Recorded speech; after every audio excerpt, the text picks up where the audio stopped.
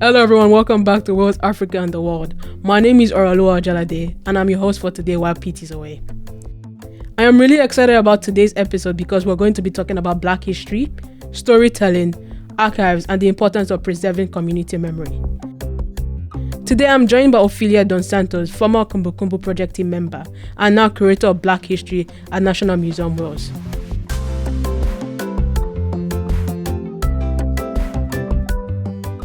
So to start us off, could you please introduce yourself and tell us a little bit about your journey into heritage and museum work? Yeah, sure. Thank you for having me, first of all. So I'm Ophelia Dos Santos. I'm a textile artist and researcher based in Cardiff, South Wales.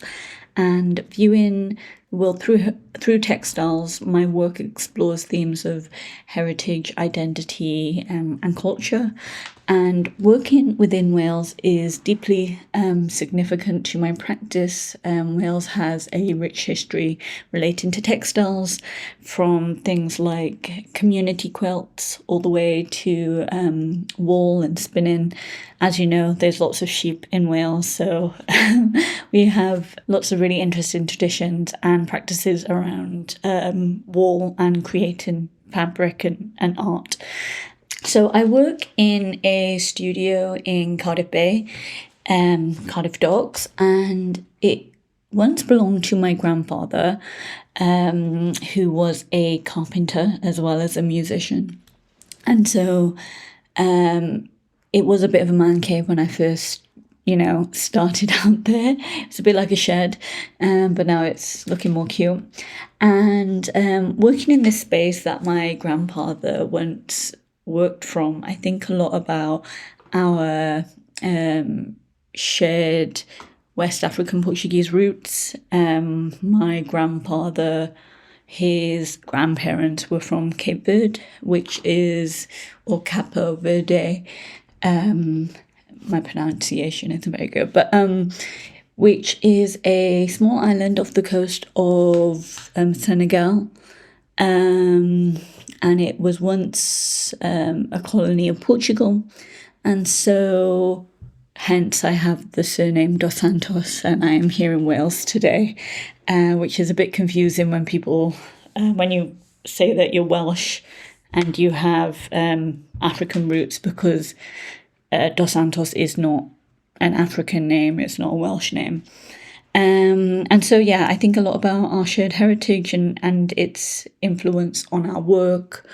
My grandfather has passed now, but I think about shared skills and the passing down of knowledge and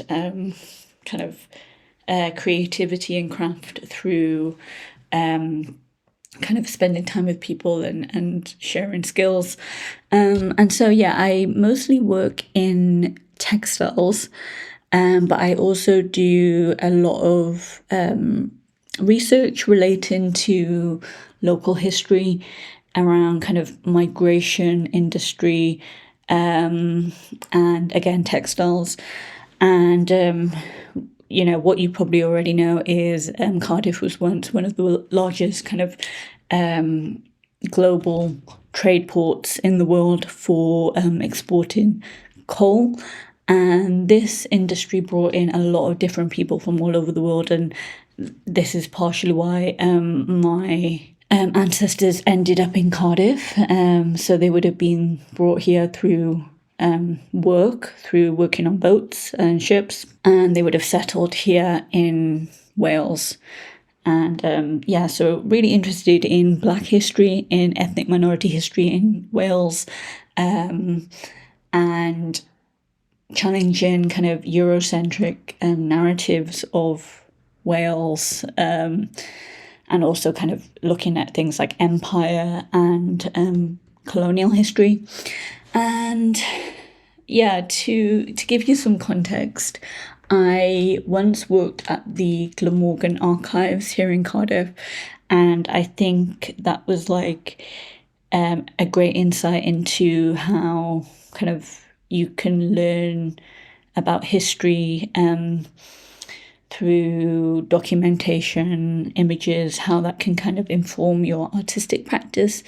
And it really kind of informed my creative approach to history, culture and identity. And yeah, that was a few years ago, but I've continued working across heritage, and today I now work in the National Museum of Wales. I'm Gyfra Cymru. I'm based in St Fagans, and my role is curator of Black history. So I've just joined, and it's a bit of a learning curve for me. I've not had a kind of formal job within the museum at this point. I've done lots of freelance work, consultation, but this is, my first big girl full-time job. I hope that kind of gives you a broad kind of insight into what I do and why I do it. Yeah, thank you. Would you say that being aware of your Black heritage has kind of helped you try and amplify Black voices? And especially with your text or print, because most of the people would try to portray their Black roots in terms of painting.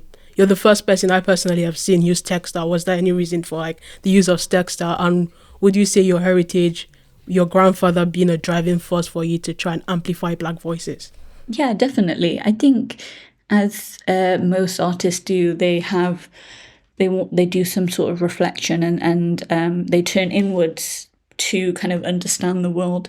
And I think for me, a lot of my kind of exploratory kind of work has revolved around kind of understanding, how my family came to be here. And, I always grew up saying like, oh, I'm Portuguese and West African, and I'm born in Wales. And then when you say that, and then you get all these questions that you don't really know how to answer as a kid, because of course Dos Santos is a Portuguese name, but we don't have connections with Portugal, and that's simply a colonial factor that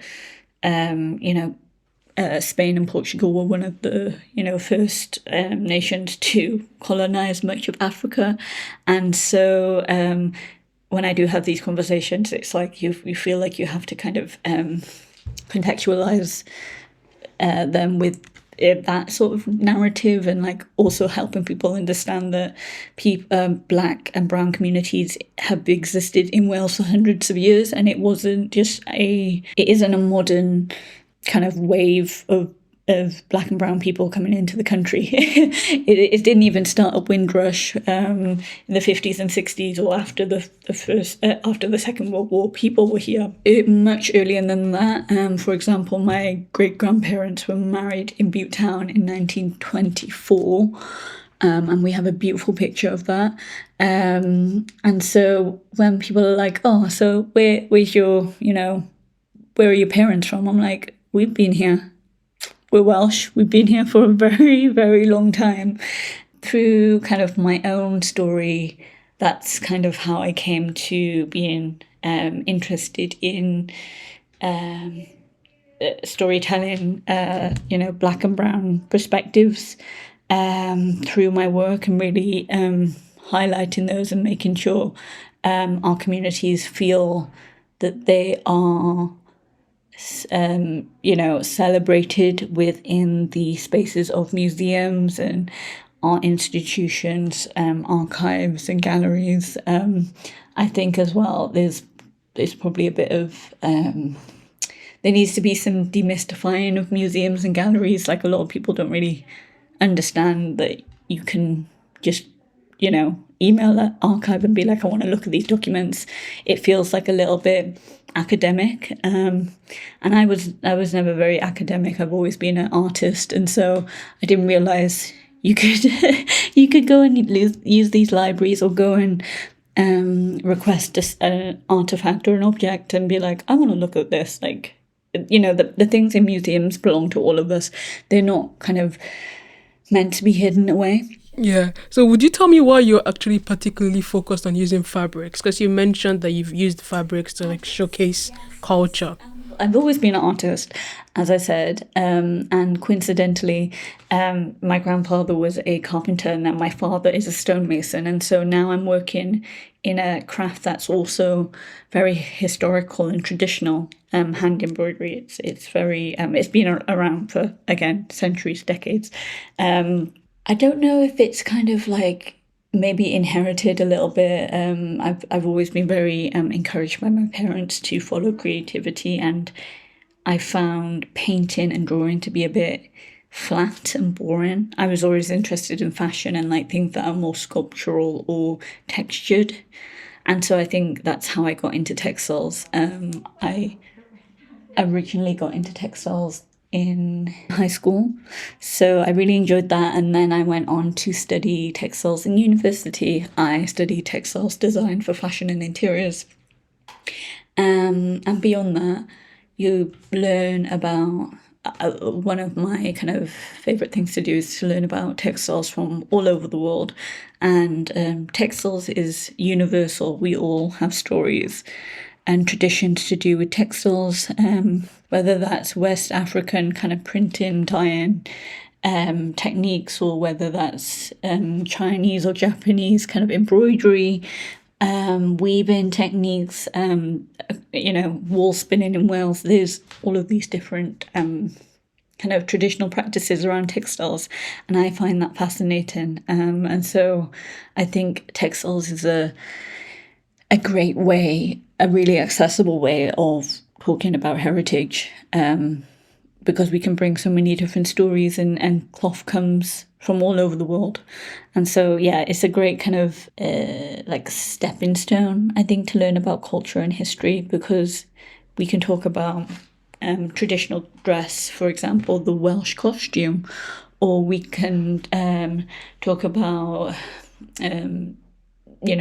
African head wraps or headpieces, and what those specific things mean, or Ghanaian kente cloth, whether kind of what patterns symbolize different things, and where is it appropriate to wear these materials. So yeah, I think textiles is amazing. I'm a bit of a textile geek, but I love talking about textiles, and I think it's a fabulous way to spark these conversations.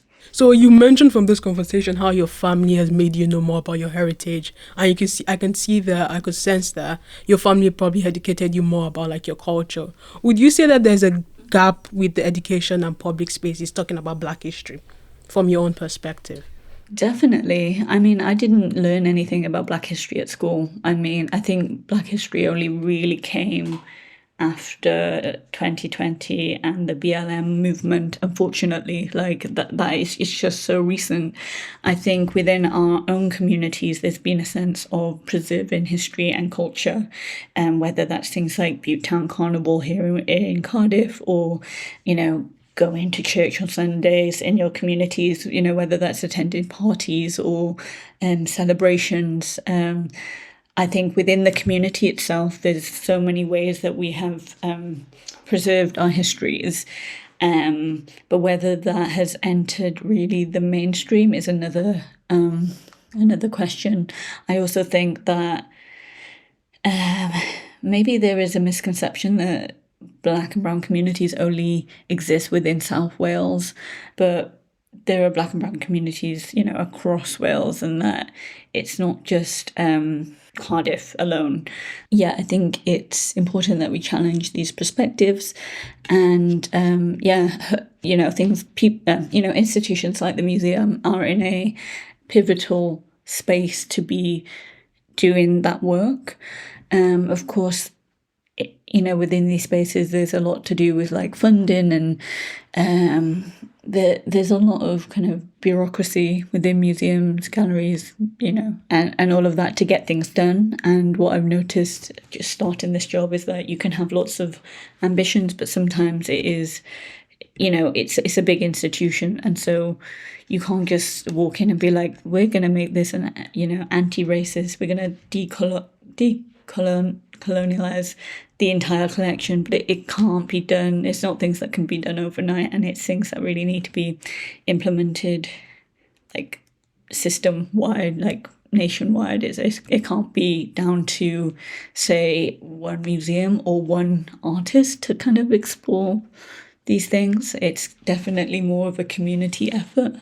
And also, like white people, we need more white and white, mixed, whatever communities feeling comfortable in talking about these histories.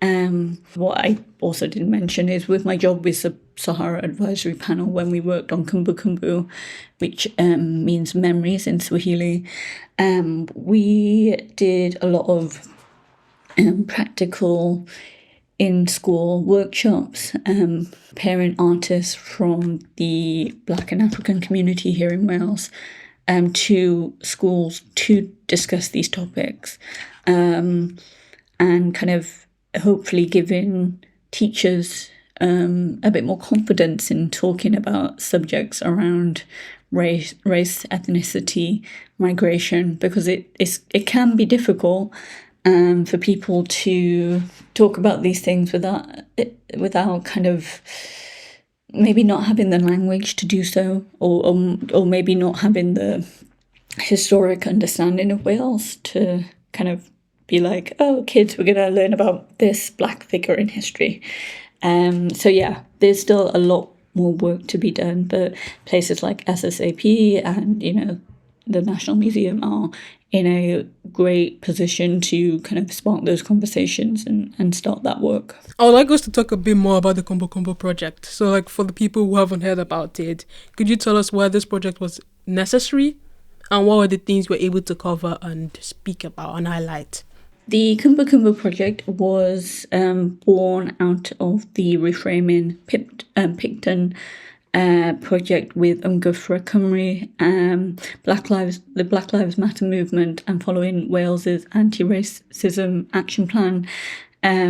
The project played a crucial role in continuing to shape the heritage landscape in Wales, and it was steered by a diverse team with support and care from the partners, and by centering the histories and lived experiences of Black communities in Wales, we kind of opened up for opportunities to, telling these stories through art that is kind of bold, urgent, and alive.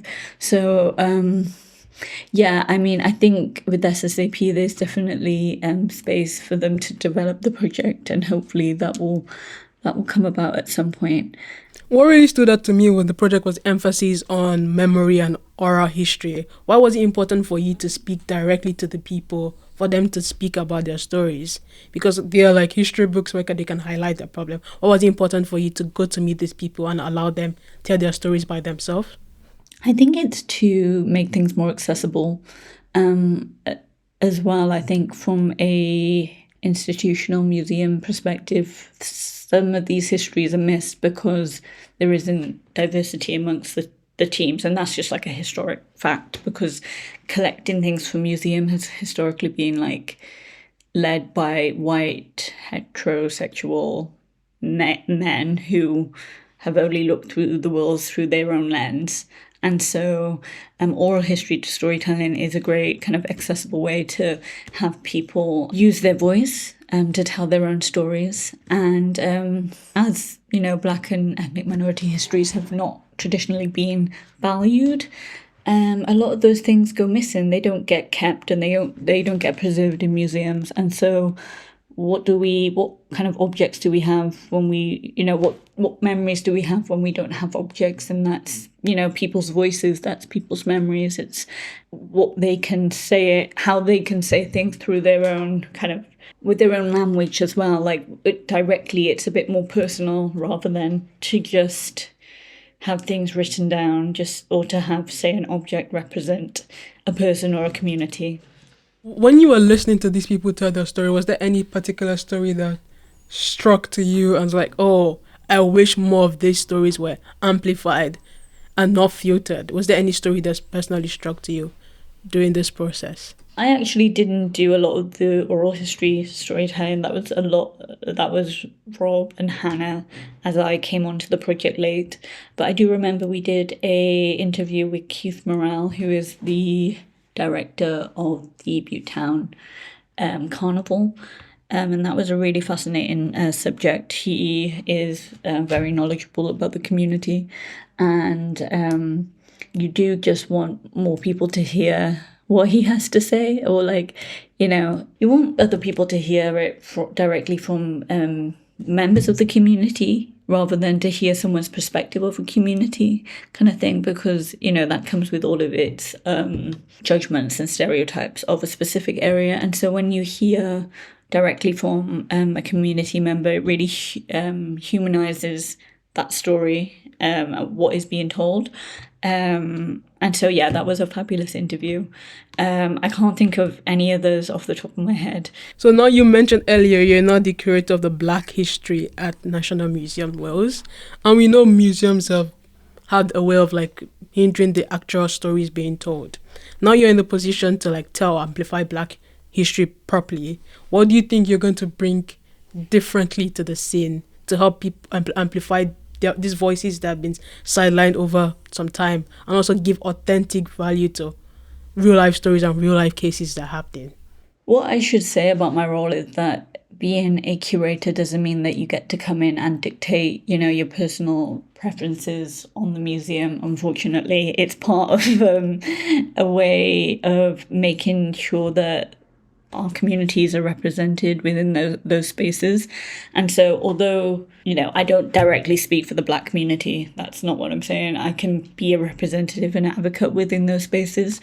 And as I mentioned earlier, it's a lot of learning. And, so far I'm realizing why things are slow within this sector, because there is lots of red tape and bureaucracy, and I can come in with lots of ideas, and I have come with ideas, and it's like it's definitely challenging to see everything through, which is, okay, but you can. For example, when I had my interview, I did say that maybe we can highlight more Black stories online. That's something really simple. It's not like putting up a huge exhibition, but we could use things like it's Windrush Day in June, sometime in June, or it's Carnival in August. What are we doing to celebrate those days? Are we sharing online things, like simple things like that? You follow me online. I am prone to making a reel. So, there's different levels to like what can be done. I think a lot of my job will include surfacing and reinterpreting existing collections. So looking at the collections, reviewing the language, because language is important. Is that, instead of saying this is an African artifact, can we say this is a Nigerian artifact or an Igbo artifact? Like, can we be more specific? Because, specificity is hugely important, because we don't want to just make it a monolith, like, African and Caribbean communities just be like, oh, that's them in one little spot over here. There's lots of nuance that needs to be taken within those spaces. So yeah, looking at what we already have, are things labelled properly? Simple as that. Can we, again, use the online space more?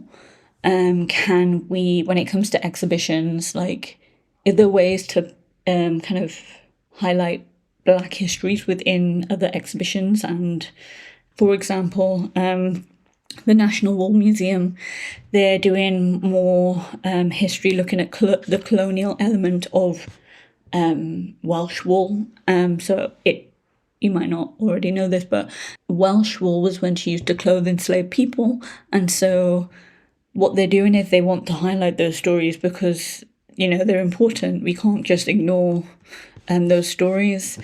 But I also think it's about highlighting, obviously, stories of joy, stories of resilience and creativity, rather than to look at Black and brown people through the lens of like criminality or war or, And so, yeah, I think it's about finding that balance. And so my job is a year contract. So realistically, I don't know whether I'm going to be able to make all of the changes that I want to. But I can definitely make my mark. I would like to say I want to look back at this position and be like, I really did everything that I could within my role to educate people, at work and outside of work about how these things, to demystify the museum, to bring our community into the museum, to take objects out of the museum and, give people a sense of ownership. I want, our community to be like, yeah, we can roll up to the museum today. We can, speak to Ophelia. She's, it doesn't have to be so like formal. I think it's hard, isn't it? It's like a museum is quite a formal structure in itself. It can be a bit overbearing. And so it's not like someone's living room. But you can definitely forge relationships that feel kind of strong and personal, making friends with people across the museum, and have been also making sure that we have close relationships with kind of community leaders, and like they are informing the work that we do and the collections that we are going to be acquisitioning, or whether things get donated, and just like educating people of being like, this story, this book that you have, or this your grandfather's kind of shipping ID records are actually really important. You might feel like you need to hold on to those things, but donating stuff to a museum doesn't mean it's gone forever and you can't see it ever again. So yeah, it's making sure people feel heard and celebrated. What are some Black Welsh histories or voices you feel deserve far more attention than they're currently receiving? Again, going back to the textile history that I touched on, I think that's a really interesting part of Welsh history that not a lot of people know about those. And I think a lot of people in Wales kind of distance Wales from empire and the colonial trade. And people are like, oh, Wales didn't partake in that. I'm like, Wales benefited very much, just as well as it did, as Scotland did. We're all under empire, although kind of, England was the dominant force in that trade. It didn't mean people in Wales didn't work within those trades. If you think about how close Bristol is to us, or Liverpool is to us in North Wales, then you get an insight of like, and then you and then you come across kind of places in Jamaica that have colonial houses that with Welsh names, and you're like, how did this come to be? So yeah, there's plenty of history that still needs to be uncovered. What gives you hope about the future of Black history work in Wales? It would be just the amount of community discussion and the discussion within museums themselves. People are not scared to challenge museums. I think the kind of the veil is breaking on, seeing museums as these moral force in the world that knows what's right. And now we're asking, where do these objects belong? How were they, how did they come to be in Wales or in the UK? Like, I think nationwide, these conversations are happening. There's a lot of conversations to do with decolonizing collections. But again, this sort of work will not be done overnight, and it is more of we need to think kind of long into the future about how we're going to do these things, and not do it like half-heartedly and say, oh, we've done it now. So yes, I think kind of just a sentiment of the community and the empowerment that our community has, and being, more vocal, I would say, in challenging museums. I think it's a great thing. Lastly, Ophelia, when future generations look back at the work you're doing right now, what do you hope they'll remember?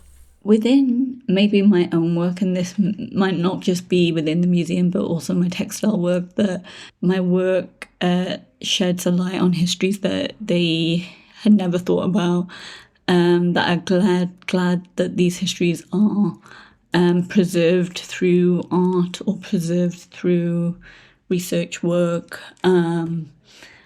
I would hope that they would be proud of their ancestors who maybe laid the foundations for them in a way. but also know there's a long way to go.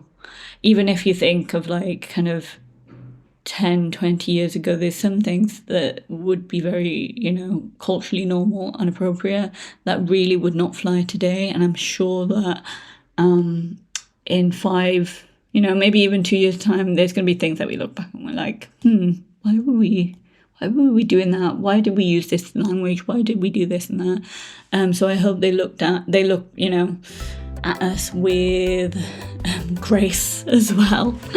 Because we don't know how to do anything. We're all kind of figuring it out along the way. Thank you so much, Ophelia, for joining us today. That's okay. Thank you so much for having me.